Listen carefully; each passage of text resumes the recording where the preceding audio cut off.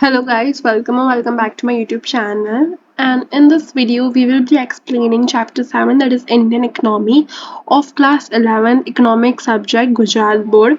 इसके अंदर आज का हमारा पार्ट 3 होने वाला है. आज हम देखेंगे इंडियन इकोनॉमी आफ्टर इंडिपेंडेंस, यानी कि आज़ादी मिलने के बाद हमारा भारत कैसा था, उसके क्या हालात थे, कैसा सब कुछ चल रहा था, ये सब कुछ आज हम इस वीडियो में कवर करेंगे. So 7.3 Indian economy after independence.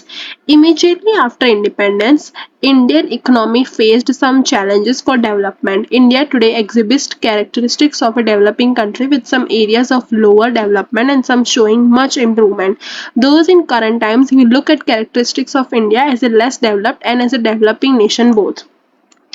आज की तारीख में अगर हमें बताना हो इंडिया कैसा है तो वो थोड़ा सा लेस डेवलप है, लेकिन वो डेवलपिंग नेशन में आता है, यानी कि धीरे धीरे बाय द टाइम वो धीरे धीरे ग्रो हो रहा है.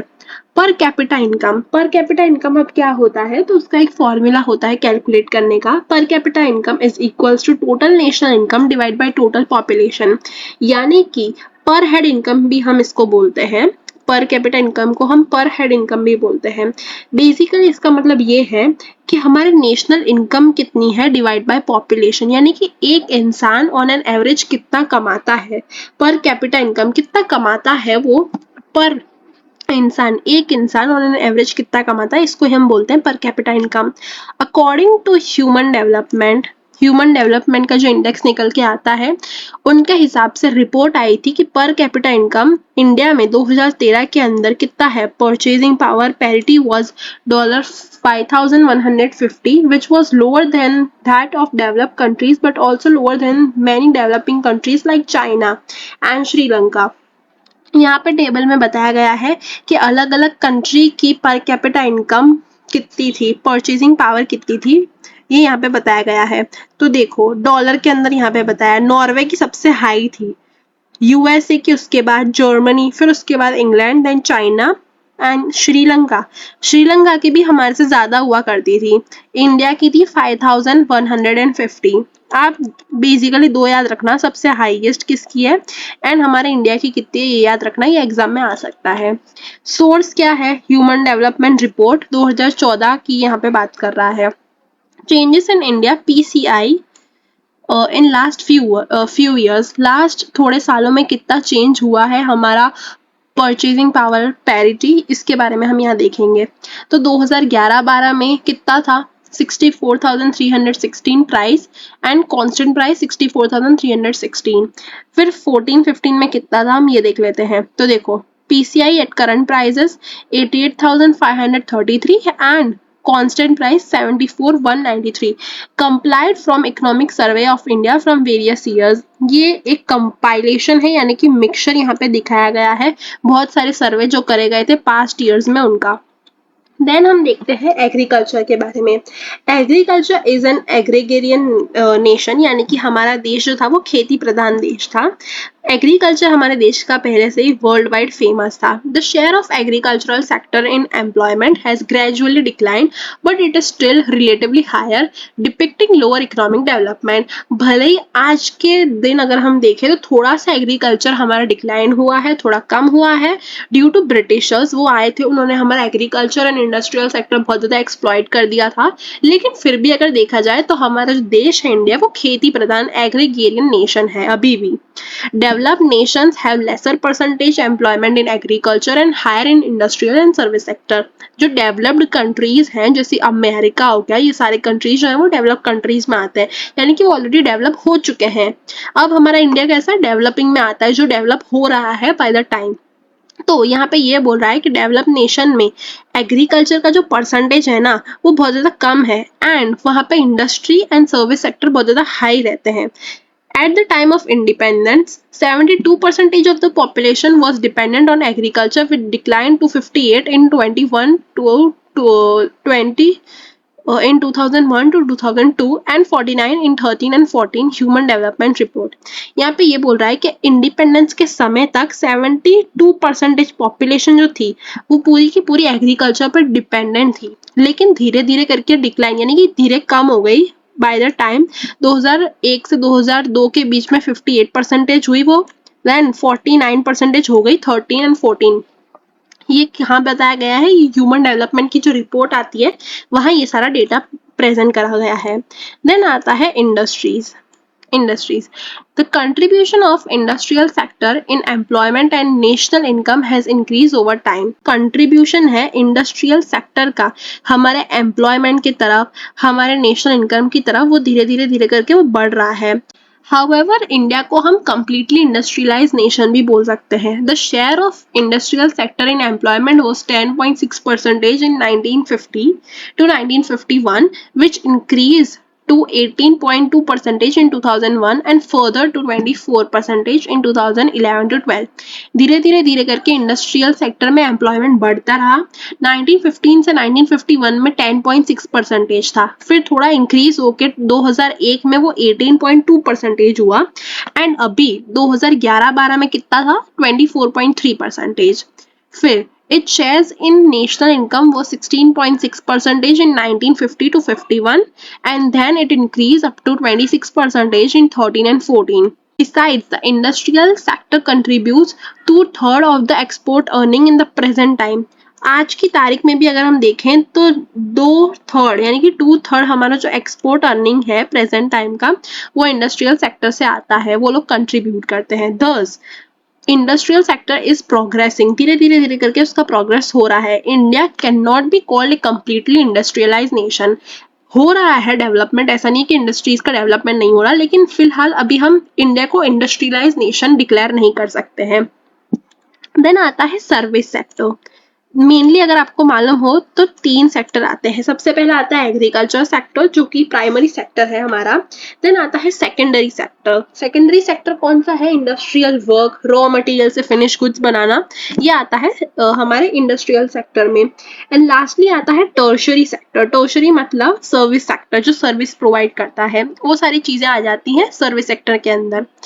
The share of service sector in employment in 1951 was 17.3%, in 2001 it was 25.2%, in 11 and 12 and it was 27%.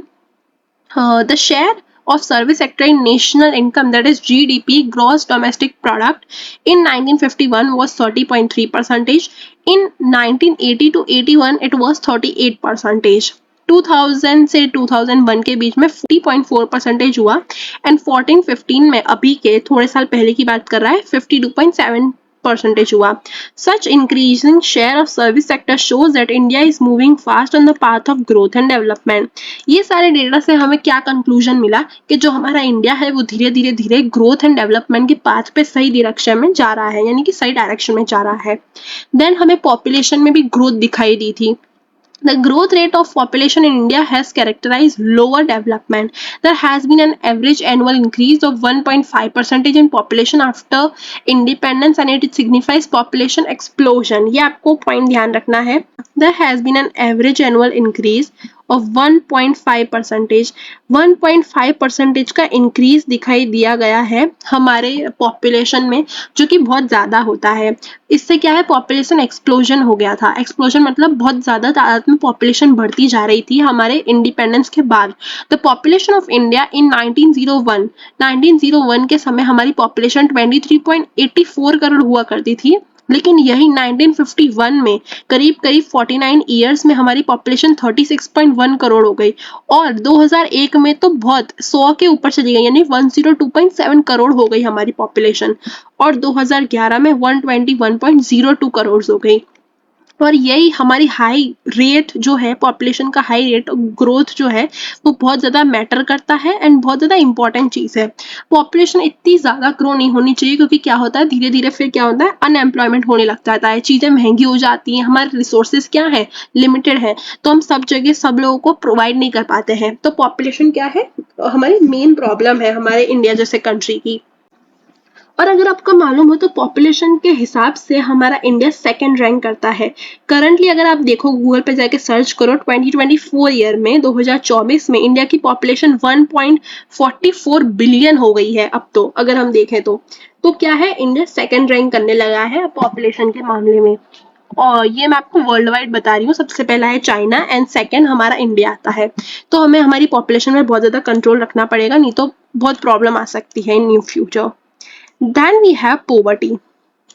देखो पोवर्टी भी बहुत ज्यादा थी। Indian economy is categorise by high level of absolute poverty. दो टाइप की पोवर्टी आती है, एक तो absolute and second one is relative. Absolute poverty क्या होता है कि वो बजट लाइन जो होती है, हमारी जो बेसिक नेसेसिटीज के गुड्स होते हैं वो भी वो लोग नहीं खरीद सकते। इतने पुअर जो लोग होते हैं उनको हम एब्सोल्यूट पोवर्टी के कैटेगरी में डालते हैं। And second one is relative poverty. Relative poverty मतलब वो लोग जो रिलेटिवली पुअर है, यानी कि वो है ऐसे पुअर नहीं, लेकिन अगर हम कंपेयर करें किसी से तो वो पुअर आते हैं। जैसे एग्जांपल देती हूँ, अगर मैं हूँ और मैं अपने आप को अंबानी से कंपेयर करती हूँ तो क्या हूँ, मैं ऐसे पुअर नहीं हूँ, लेकिन मैं अगर उनसे कंपैरिजन कर रही हूँ तो मैं रिलेटिवली पुअर हूँ बहुत। तो इसको क्या बोलते हैं, रिलेटिव पुअर होता है। लेकिन यहाँ पे एब्सोल्यूट पोवर्टी की बात कर रहा है, मतलब ऐसे लोग जो अपने 2 वक्त का खाना नहीं खा सकते, जिनके पास कपड़ा नहीं है पहनने को, घर नहीं है रहने को, ये सारे लोग की बात कर रहा है। तो ऐसे लोग बहुत ज्यादा थे, बहुत हाई परसेंटेज थी। Population living below poverty line has declined over years, it is still consider high. In 1973 to 74 percentage of population living below poverty line was 54.9 percentage, which declined to 45.3 in 1993 to 1994, 37.2 percentage in 2004 to 2005, and to further 21.9 percentage in 2011 to 12। यहाँ पे हमें data दिया गया है कि क्या क्या population थी हमारे नियर बाय ईयर में जो हमारे गए अभी, ये यहाँ पे बताया गया है। इतना इंपॉर्टेंट नहीं है, ये खाली आप रीड कर लेना। देन वी हैव अनएम्प्लॉयमेंट, यानी कि बेरोजगार कितने लोग थे। Structural unemployment considers significant proportion of unemployment in India. In 1951, 33 lakhs people were unemployment. 1951 तक 33 लाख पीपल जो थे वो बेरोजगार थे। अकॉर्डिंग टू NSSO, ये आप याद रखेंगे, इसका फुल फॉर्म पूछ सकते हैं एग्जाम में। ये यहाँ पे जो लिखा है NSSO, national sample survey organisation. इन्होंने क्या इंफॉर्मेशन निकाली कि 1999 से 2000 तक 7.31% of the total population unemployment थी, विच इंक्रीज वो बढ़ के 8.2 हो गई, 7.31 से 8.2 हो गई 2004 से 2005 में। However this decrease to 6.6% in 2009 and 10, लेकिन फिर ये डिक्रीज हो गई 2009 और 10 में, एंड देन 5.6 हो गई 2011-12 में। पहले बढ़ी फिर धीरे धीरे घटने लगी। In rural area the proportion of disguise unemployment is higher. Disguise unemployment can not be exactly measure. Disguise unemployment जो होता है वो एग्जैक्टली मेजर हम नहीं कर सकते हैं। देन आता है ह्यूमन डेवलपमेंट। ह्यूमन डेवलपमेंट क्या है? ह्यूमन डेवलपमेंट के अंदर बेसिकली 3 चीजें आती हैं जिसको हम मेनली ध्यान रख के ह्यूमन डेवलपमेंट निकालते हैं। सबसे पहला आता है एवरेज लाइफ एक्सपेक्टेंसी, यानी कि कितने एवरेज, यानी कि कितना लोग जी रहे हैं, क्या उनकी एज है, एवरेज लाइफ एक्सपेक्टेंसी। देन आता है लिटरेसी रेट, यानी कि कितने लोग वो नेशन में, वो कंट्री में पढ़े लिखे हैं, एजुकेशन कितनी है। थर्ड थिंग इज पर कैपिटा इनकम, जो हमने ऊपर यहाँ पे देखा था। देखो कहाँ देखा था हमने पर कैपिटा इनकम, ओके ये रहा। सबसे पहला पॉइंट ही था पर कैपिटा इनकम। उसका मैंने आपको फॉर्मूला भी बताया था, वो था total national income divide by total population, यानी कि एवरेज इनकम कितनी है एक पर्सन की, वो आता है। तो मेनली 3 चीजें आती हैं हमारे ह्यूमन डेवलपमेंट में। Various human development indices measured by indicators like average life expectancy, literacy rate, gender ratio, infant mortality rate. अब इन्फेंट मोर्टालिटी रेट क्या होता है कि 1 साल होने से पहले जो बच्चा मर जाए, ये कैसे काउंट करते हैं, टोटल 1000 में काउंट करते हैं, यानी कि चिल्ड्रन या child who dies before turning 1 year out of 1000, यानी कि 1000 में नापे जाते हैं। 1000 बच्चों में से कितने ऐसे बच्चे थे जो 1 साल होने से पहले डेथ हो गई जिन बच्चों की, उसको हम बोलते हैं, उस रेट को हम बोलते हैं इन्फेंट, यानी कि छोटे बच्चे, मोर्टालिटी जो मर गए rate, infant mortality rate. And so on show that India stands at lower rank in human development. One such index is the Human Development Index, that is HDI. In 2000 was 0.463, in 2010 was 0.547, and 2012-13 में भी कुछ खास फर्क नहीं आया। These measure on the HDI are considered very low, देखा कुछ फर्क नहीं आया। And in 2013 India was ranked 136th in a list of 187, which is absolutely very low. 187 country में से इंडिया की रैंक 136 थी, जो कि बहुत पीछे वाली रैंक है, जो आनी नहीं चाहिए थी ह्यूमन डेवलपमेंट के मामले में। तो ये सब कुछ आज हमने पढ़ा था। ये नेक्स्ट जो टॉपिक है, characteristics of India as a developing economy, यानी कि इंडिया का डेवलपमेंट हुआ तब उसके क्या क्या हमें कैरेक्टरिस्टिक्स देखने को मिले, क्या क्या इंडिया में हो रहा था, ये सारा कुछ हम नेक्स्ट वीडियो में देखेंगे। आज की वीडियो के लिए इतना ही था। अगर आपको मेरी एक्सप्लेनेशन अच्छी लगी, so please hit that like button and I will see you guys in my next video. Till then bye bye.